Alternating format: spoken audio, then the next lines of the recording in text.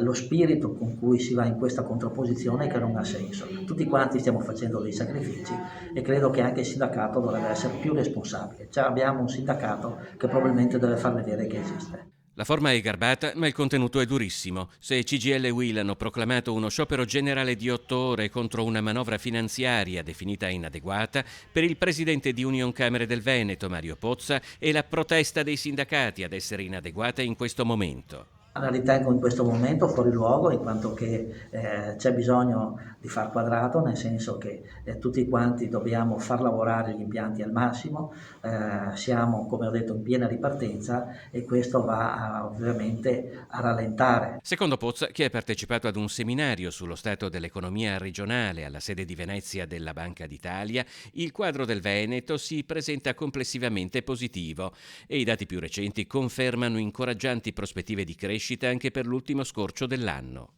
Ci sono però delle preoccupazioni dettate dagli aumenti delle materie prime, dettate dai costi dell'energia e dei riscaldamenti, quindi che andranno a gravare fortemente nella ripresa. Io mi auguro che i provvedimenti che il governo ha messo in campo diano una mano, però non sono sufficienti, bisogna che ovviamente ci sia un'azione a livello europeo per poter mettere tutta l'Europa in condizione di ripartire.